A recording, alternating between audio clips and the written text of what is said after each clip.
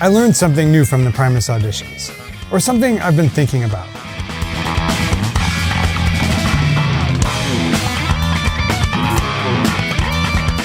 And it's a concept I don't hear a lot of people talking about, but it's something that transformed my drumming.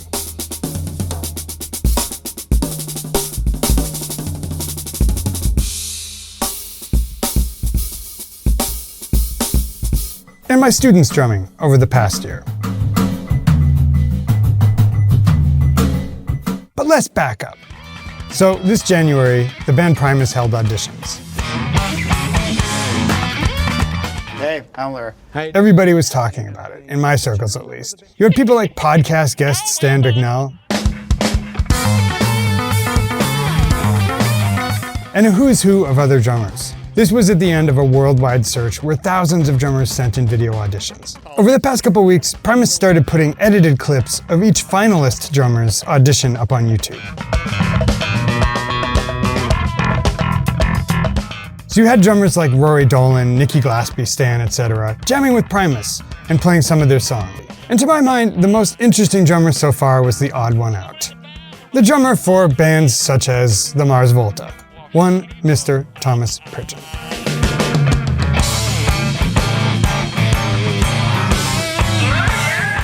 And something Les and Lair said about Thomas's playing stuck in my mind as I watched some of the other players. It was this. The way he hit was very well balanced. Because there's guys that hit hard, but then their snare's louder than everything else. And so then the kit's out of balance, and that drives me nuts. The way he hit was very well balanced. This brought a lot of things home to roost for me. Ever since my latest Mino solo came out, I've been thinking about this thing I call accent pattern. Here's the easiest way to explain it. You can have sustained ambience like this.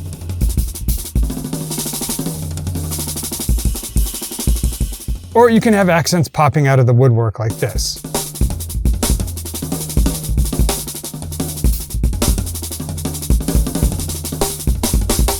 And the thing is, it's something to think about in your playing. I think the reason is that humans like syncopation to dance to, and there can be more and less danceable syncopations. So it's just something to have your eye on. It's an aspect of how you sound that's making an impression. Like your shoes or whether you've got something stuck to your face.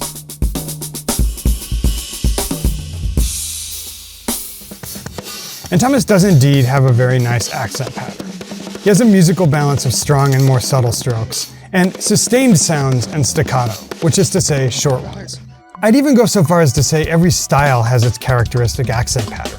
If we listen to Carlin Muckler play fills, whoa, hey, yeah. That's going to be different than Vinny, or to my mind his closest protege, Matt Garska.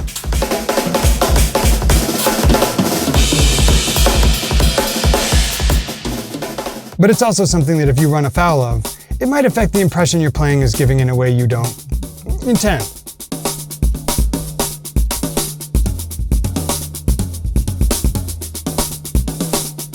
Sorry, I don't know how else to say it. And paying attention to accent pattern has changed the way I practice. So, if you're an intermediate drummer who's starting to experiment with improvising around the kit, or a beginner, hobbyist, or non-drummer who just wants to stick around for the inside baseball, come with me on this little journey of discovery. I'm Nate, this is the 80/20 Drummer, and let's roll that full-length theme.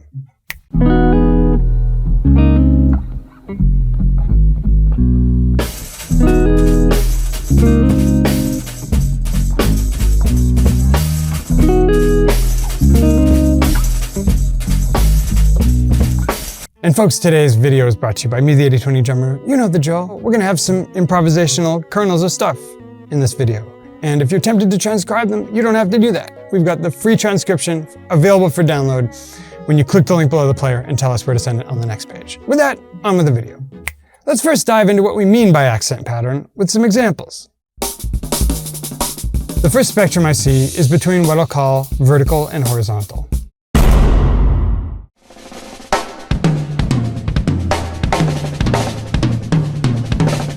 Vertical is the Garibaldi linear stuff, but only the accents and ghost notes. Super quick background. David Garibaldi, one of the founders of so-called linear drumming, was one of the first to codify accent levels. So you have your accents and rim shots way up here, and your ghost strokes way down here, like an inch above the drum. And you can learn various idioms to practice playing this style of linear. Two of my mainstays are right, left kick and right, left kick. With just those two, you can make some interesting accent patterns. Now, I'll just improvise in that kind of vertical accent pattern.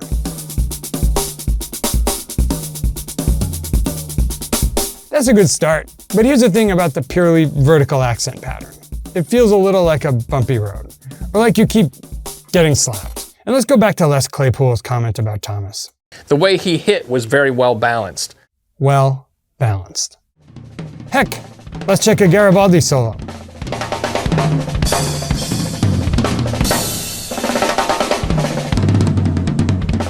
It has that sawtooth, digital waveform accents and ghost things, but it also has something else, something I like to call horizontal.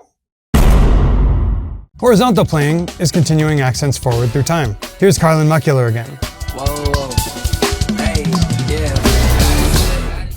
Here's podcast guest Josh Crawford.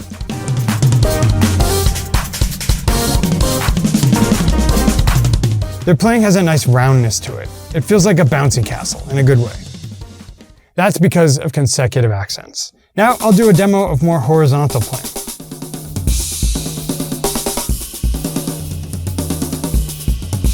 Before we get even more granular, let's talk about some block and tackle drum exercises. For vertical, as I've already mentioned, we have right, left kick and right, left kick.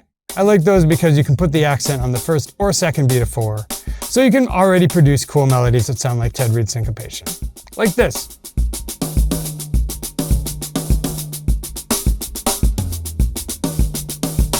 Another lick I like for this is right, left kick, which gives us a 6-note thing with 2 consecutive accents like this.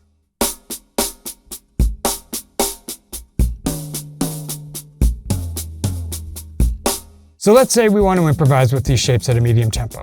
Sounds pretty nice, right?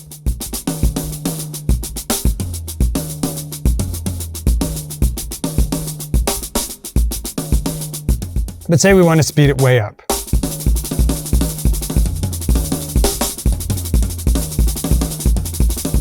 It sounds kind of sawtoothed.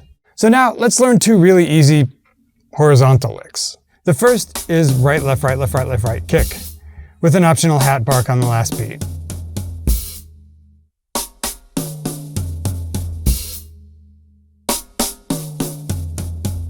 It sounds really nice and round if you have more than a 4-piece and you start it on the high tom.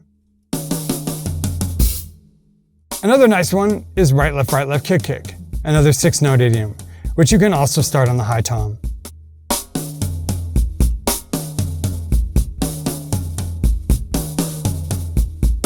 Let me improvise slowly, and I'll try to incorporate all these licks, and only these licks.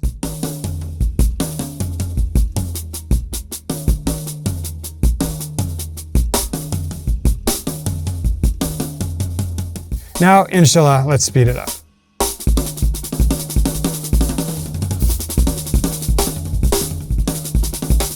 Among other things like subdivision changes and leaving space, you can hopefully see this creating a nice, even accent pattern. Let's listen to Thomas again.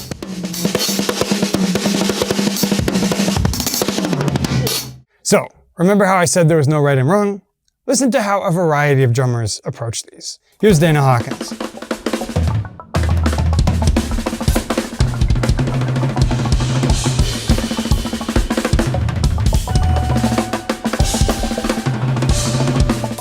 Now, here's Vinny.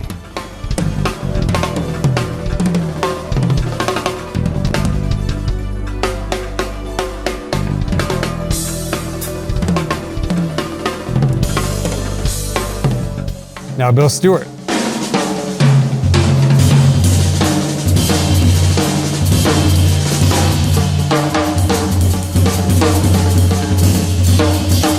Now, Keith Carlock.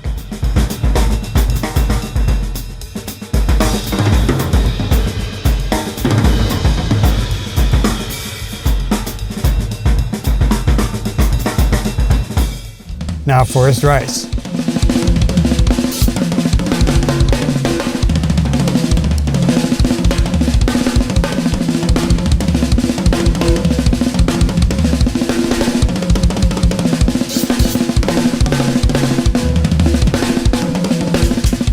When you start to hear it, it's almost like it has its own signature for every drummer, like a fingerprint. And once you hear it, you can't unhear it. Now let's listen to some of the Primus auditioneers. Here's Stan.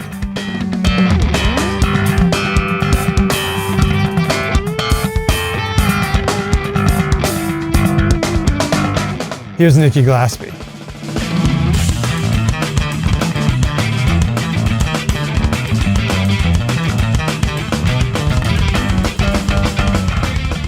Now here's the drummer who eventually got the seat, John Hoffman.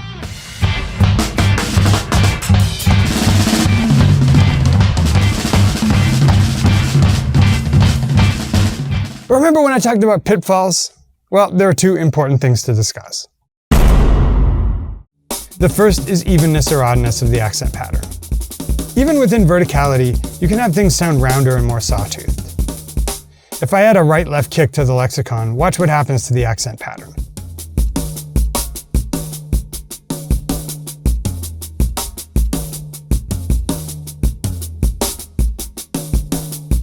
Especially fast.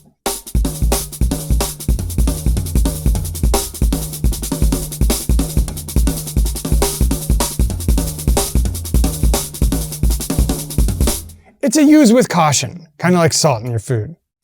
On the other end, watch what happens if we only have right, left kick, and right, left kick. Very downbeat oriented, right? Almost the opposite issue. And it's also important to know what ingredients to add and take away to make your accent pattern what you want it. That's why, with some of my students, I recommend they speed up their soloing, listen to how the accents fall, then slow it back down to do any subtlety work.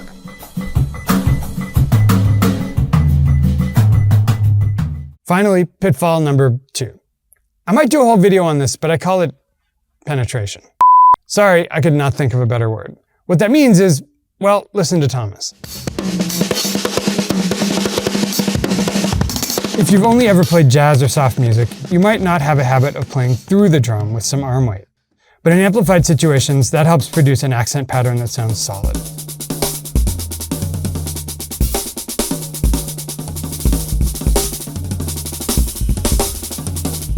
Try this. Play consecutive singles with decently high stick height using only your fingers.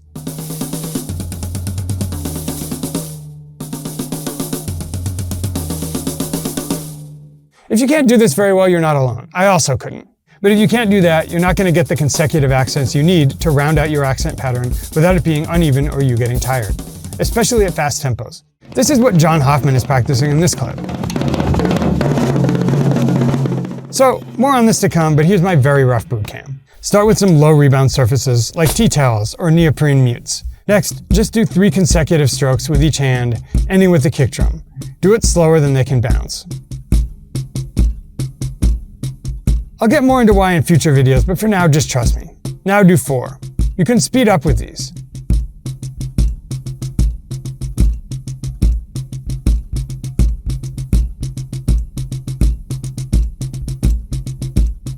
Now do 5.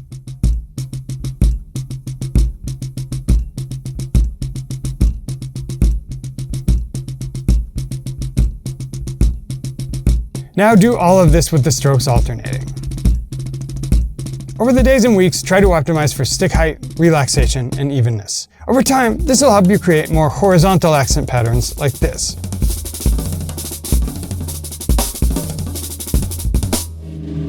And that's how you get the gig. Anyway, folks, hope you liked that video about what the Primus auditions and seeing Thomas Pridgeon play versus seeing some of the others drove home to me. Accent patterns are a thing, but I want to hear your opinion too. Leave a polite comment if you agree, and we'll just leave it there. No, I'm just kidding. Leave a polite comment if you disagree too. And folks, remember, if you'd like a free transcription of all the patterns we practiced in this lesson, you have but to click the link below the player and tell us where to send it on the next page. Dudes, it's been real. Always enjoyed these. See you again real soon in another lesson of the week.